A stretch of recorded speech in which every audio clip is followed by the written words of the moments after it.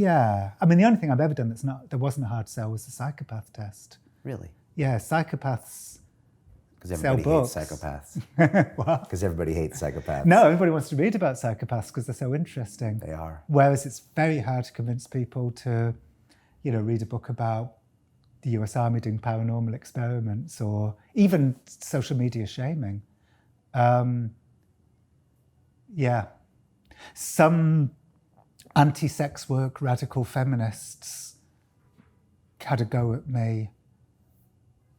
They couldn't have a go at me for glamorizing porn because I don't.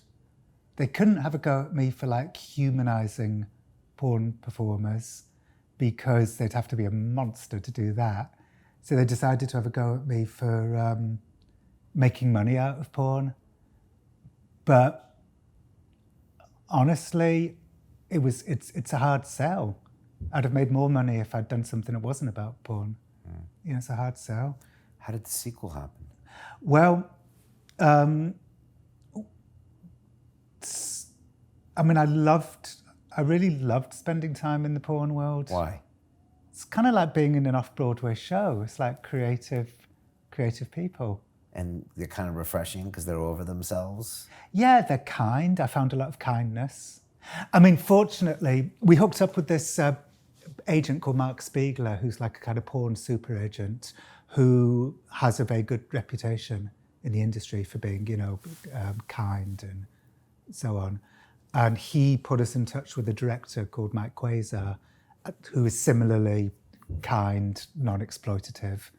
Mike's been shooting porn, forever, and kind of hates it, and just wants, doesn't want, the idea of like exploiting people on his set. It wouldn't even cross his mind, because it's another day shooting porn. It's like he's never gonna, even he just would never do it.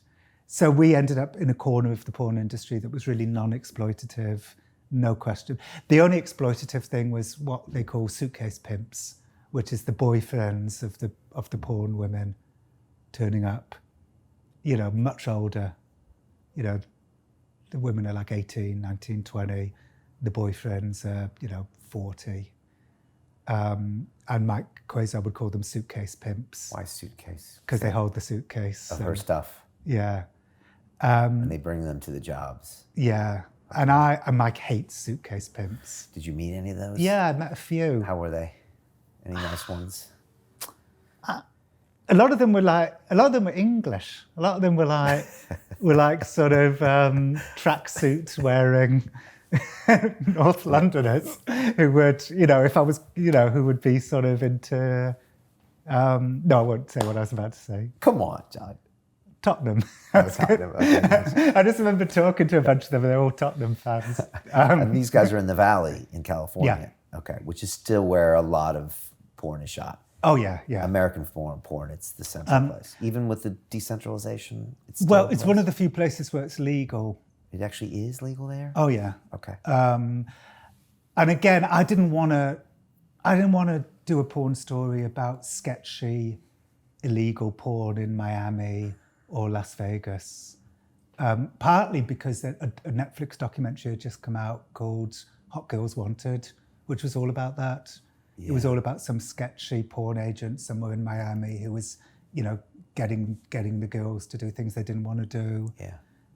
And the porn industry hated it and was very like, why choose, this guy's not the porn industry. Right. This guy in Miami living in some little house in Miami, attracting girls from Backpage.com or whatever, that's, their pride was... They have pride, don't they? Yeah, their pride was... They have a code. Yeah. Well, right? And there's trust because, they all have unprotected sex and they get their tests and there's quite a camaraderie. Yeah, they're absolutely. The anti-sex work feminists, I said some of this on Twitter and fuck was I torn apart for it. What did you say? Somebody said, can porn ever be ethical? And I said, it depends on the director. And that just, I got like, destroyed. You're on Twitter, Jon. I know. But that's the truth. And that's the truth from their perspective. That isn't to say that there's not a lot of, emotional damage. A lot of women who go into porn come from, challenging childhoods. There will have been a lot of sexual abuse. But they should have the choice to do it if they wish. And if there's no, in the end, what is bad? And what's bad is coercion. What's bad is people being asked to do things or, manipulated into doing things they don't want to do. And that most certainly happens in porn. Okay. But it doesn't happen on Mike Quasar's set. Okay. And that's the set that we were on. And that's, we kind of embedded ourselves with Mike. Okay. So we sort of stayed with him for like a year.